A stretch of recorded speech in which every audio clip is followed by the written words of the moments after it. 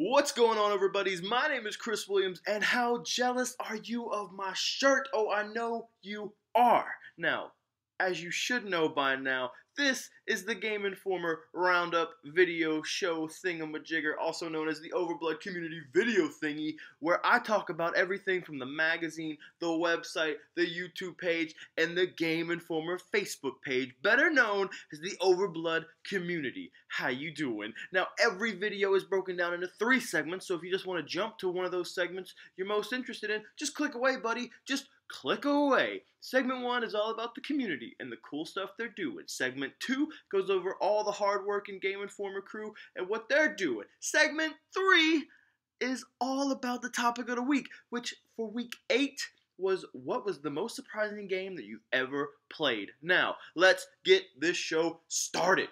Now this week we've got some overbuddies as always doing cool things. This week we've got Jerry Klein, who says he volunteers his time talking about game design and developer for a site called I for Games, link down below.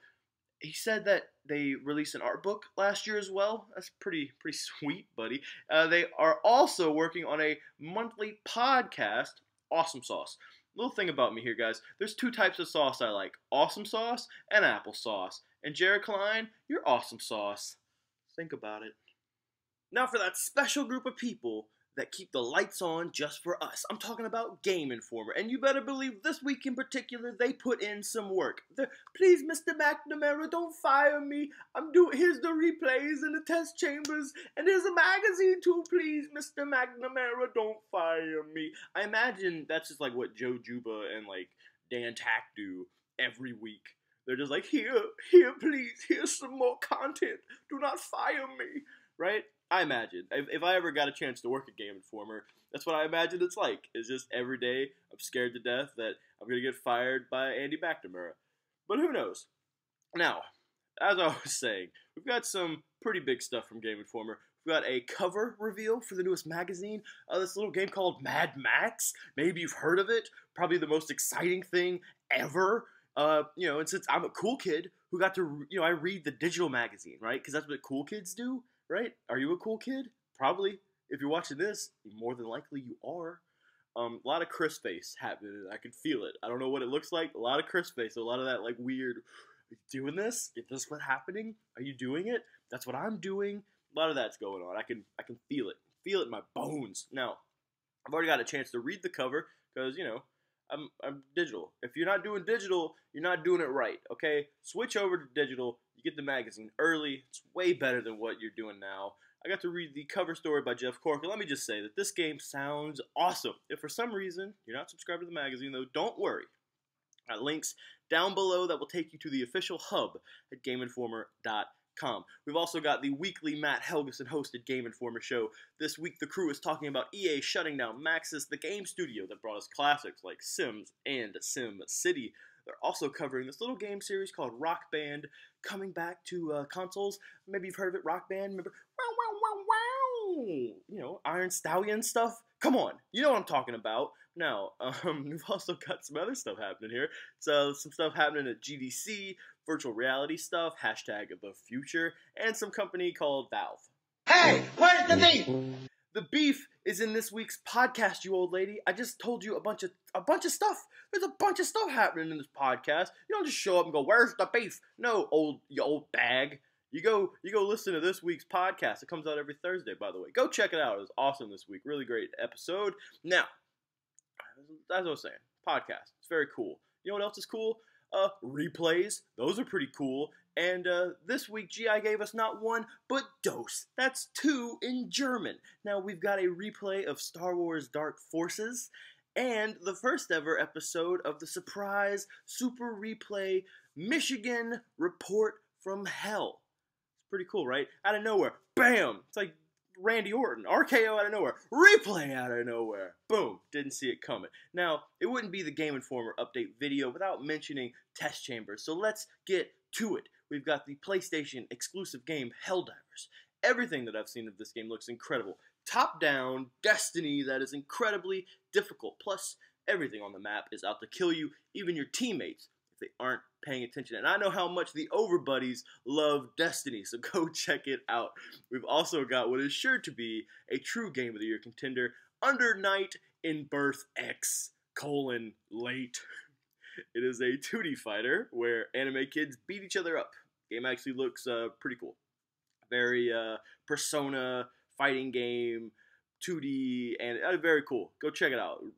Test chamber's like 12 minutes. Also, we get to see the beloved Dan Tack be pushed to the limit by Game Informer intern Justin Mikos.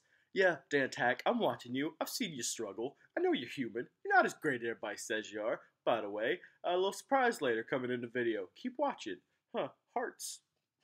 I'm drunk again, everybody.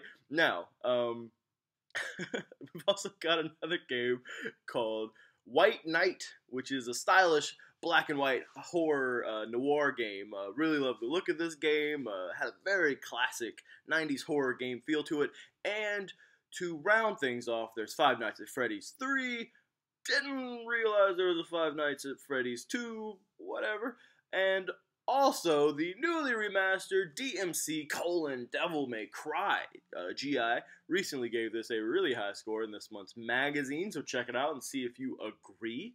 And lastly, the GI crew decided to hit us with yet another surprise. They're like Santa Claus, but in March. It was March Claus. The old March Claus. They gave us a Twitch stream of the latest Dragon Ball Z game. If you want to spend an hour watching Dan Tack just act confused by Dragon Ball, then this is your video. I'll give you the link to the YouTube version, but down below, the links are there. They're hiding down there, I promise, to the Twitch page. And you can subscribe to their Twitch, and you can watch all their cool stuff, like Grind Time. And then I'm sure, like, I know for a fact Dan Tack, he's like, listen, when that Overblood comes out, you see what I did there? When that game comes out, I'm streaming it all week, all month, all year. So you need to go subscribe and go watch all the cool stuff they're doing. Now, on to the topic of the week.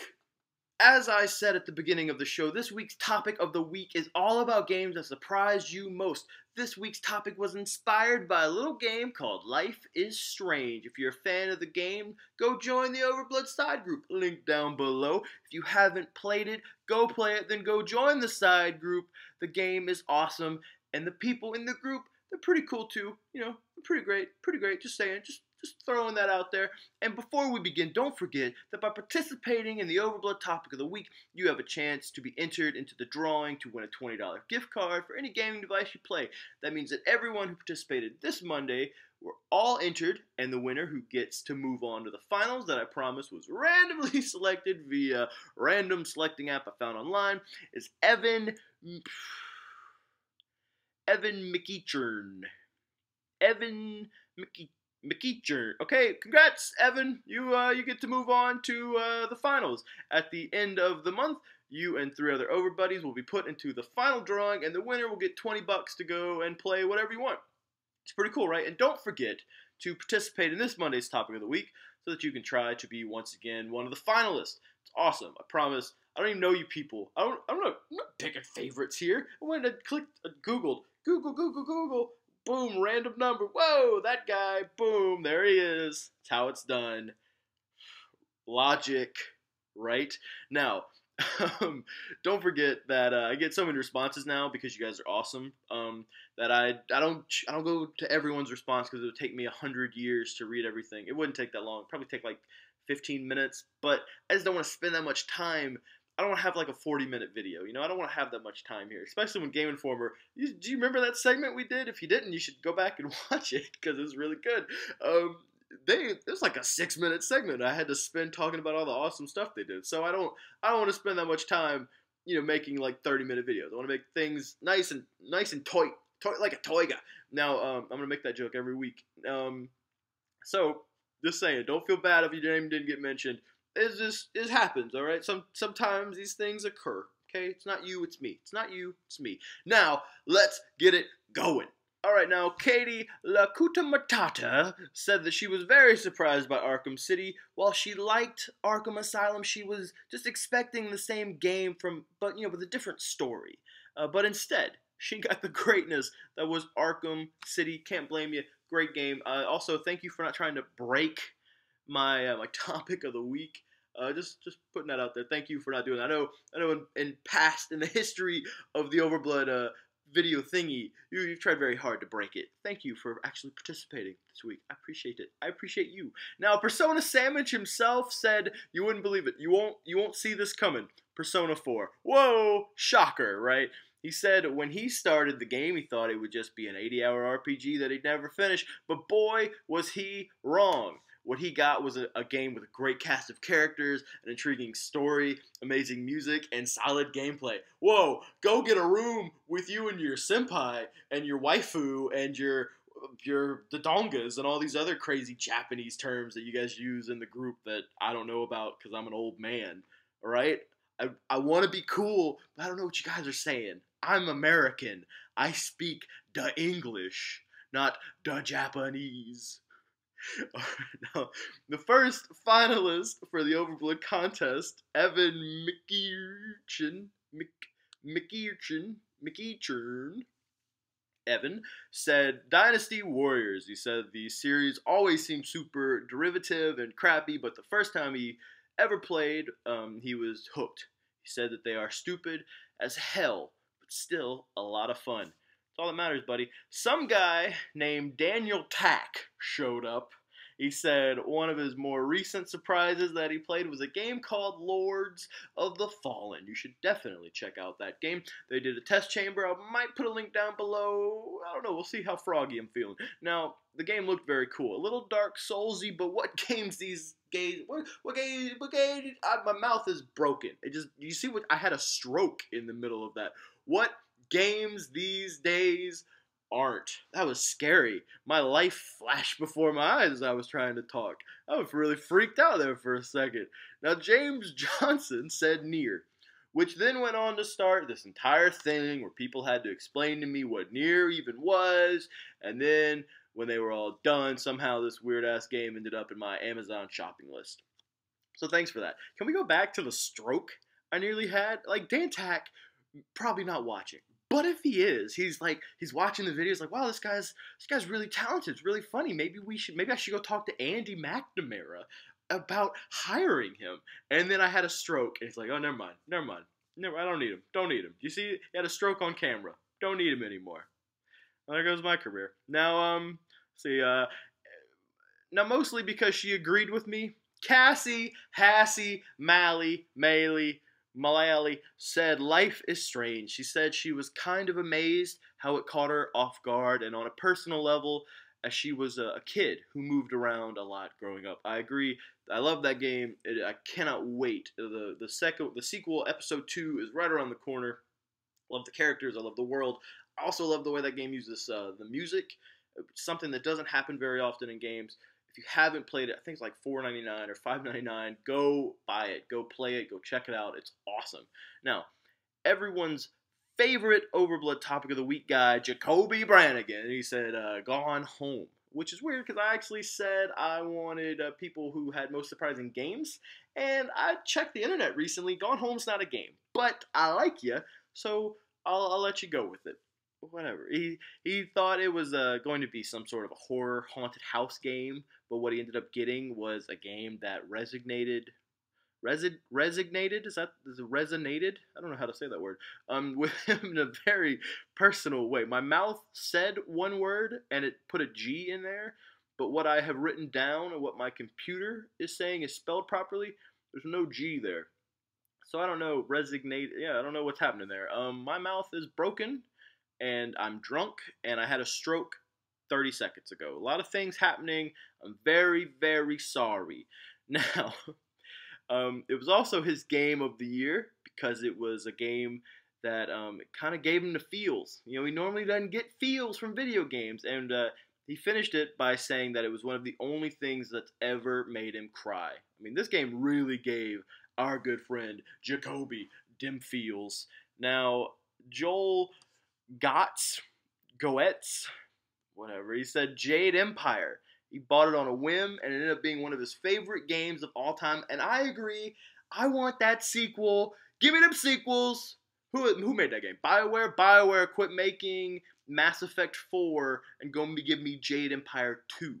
That's what I want. All right, now, and to finish the week off, let's see what Joseph Samotano's a while ago said. He said Monaco. Monaco. Whatever. He said he was expecting a really dumb game, but it was a competent stealth game and a cool story. I think you've mentioned this before because, little surprise here, I accidentally may have asked the same topic twice. Don't tell anyone. Whoops! Now, this has been the show for the week. I will see all of you awesome people this Monday at 7 p.m. Central Time for the topic of the week. Maybe this week, I won't accidentally ask what your most disappointing game you've ever played was. Whoops. Sorry, everybody. I'm just trying to entertain the people. I got a lot of things going on, and I'm just trying to make y'all happy, and I'm sorry that I messed up. It won't happen again. I love you guys. You guys are awesome, and just great. I love each and every one of you, and I will see you guys Monday. You guys are great. Later. I hope this is recording. Last week I filmed like 30 minutes of stuff, didn't record, broke my heart. Here's hoping.